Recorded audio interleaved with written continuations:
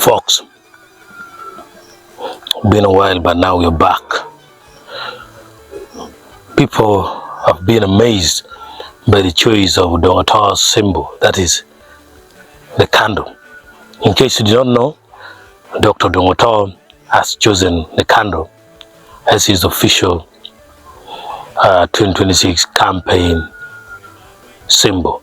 Many people have been asking, what is the meaning of this and why did he choose this? Many are happy about it, but they don't know the meaning. So in this video, we're going to look at why he chose it.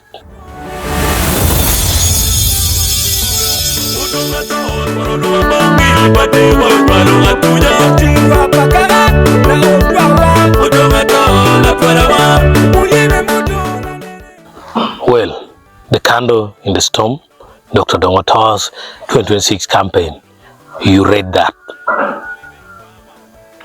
In every season of history, when darkness grows thick and silence becomes heavy, there emerges one who dares to stand in the storm holding nothing but a flame.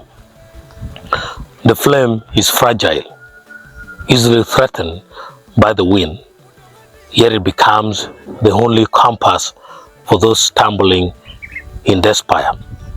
For the people of Acholi, that flame has been lit again in 2026. Dr. Odonga has chosen his campaign symbol, a candle, not a fist, not a gun, not even a tree, but a candle. At first, some may smile at its simplicity, but pause for a moment. What is a candle, if not the very essence of sacrifice? A candle gives light by consuming itself. It burns quietly, patiently, suffering its own death so that others may not walk in darkness. In this humble object, Otto has revealed the heart. He is not complaining to doctorate his name in his history books, nor to set himself upon a throne of power. He is burning. He has been burning for years. For who among us has not seen the fire he has carried through the cold nights of Apa? When the mighty came, armed with false titles and forged decrees, he stood in the dust with the poor farmers, refusing to let their ancestral land be stolen.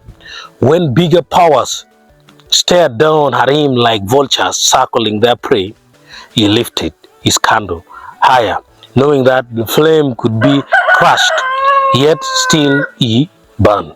This candle is not poetry alone. What is leadership if not this?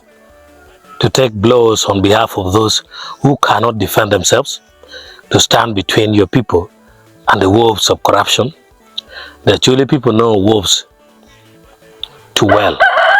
They know the raids from the Karamojong, where cattle are driven away like spoils of war, leaving behind hungry children and grieving mothers. They know the horror when raiders not only take animals but also dignity, raping women, killing fathers, and laughing at the pain left behind. They know nodding syndrome, a cruel disease that stole the laughter of their children, leaving families trapped in endless mourning, while government help came like a trickle in a desert. And what of the trees? What of the forest that once sang with life? Reckless charcoal business have risen like locusts, stripping Acholi land bare, selling its skin for coins and leaving the soil naked to the sun. When every bag of charcoal that leaves another wound is cut into the body of the land, and with every wound comes the fever of climate change, longer droughts, harsher floods, and the slow death of fertility. The people ask, where is the government? Where are the promised of Operation Well Creation?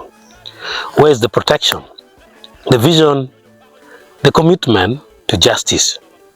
Too often, what has arrived is only poor implementation, corruption disguised as development, negligence polished as policy. The result is region abandoned. You're expected to smile. But in that darkness, one candle refuses to go out.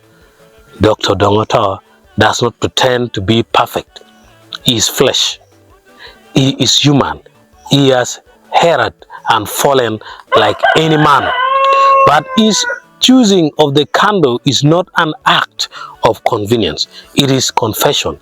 It is saying, I am willing to burn, if only you may walk in light. Imagine him standing before the people in 2026, a candle in his hand, the wax dripping, the flame steady. Behind that symbol are the long nights he spent in police cells, the heated arguments in parliament he had previously, the rallies broken by force, the endless accusation meant to silence him when fighting the issue of Balolo, yet silence never came. The more they tried to cover his mouth, the louder his candle shone. Acholi does not need a king who sits in comfort while the people cry. Acholi does not need a businessman who calculates profit while lives are wasted. Acholi needs a candle, a leader who accepts pain as the price of truth. When a candle is lit, it does not ask who benefits from its light. It shines on the rich and the poor alike. It gives without prejudice. In the same way, Otto's struggle has not been for only family or one clan or a corner of the land. It has been for all. The widow in Apalan, the mother in Pade, the orphan in Kitgum, the farmer in Gulu, the charcoal victim in Amoro, the nodding syndrome child in Pade. His light touches all, even those who mock him, who doesn't know that Balolo will take the only thing they have. One day, that candle will burn out. No man escapes the destiny of ash. But what matters is this: before it dies, it lights the path for others. Did it guide children through the valley of despair? Did it help a people reclaim their dignity, their land, their hope? Did it remind the people that you don't need to sell your land? Dr. Odonga's candle is a reminder that leadership is not measured in titles, but in wounds carried for the sake of others. It is not about how long you shine, but about how deeply your light changes the night.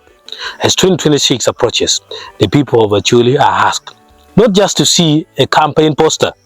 They are asked to see the meaning of the fire, the beauty of sacrifice, and the cost of true love for community. And so, when he lights that candle, tears will flow, not because of the wax of the flame, but because deep down, every mother, every father, every youth knows this man has already been burning for us for years, and still he chooses to burn again. In that light, may the Acholi rise. In that flame, may justice be born. In that sacrifice, may Uganda remember the brightest leaders are the ones who choose to burn.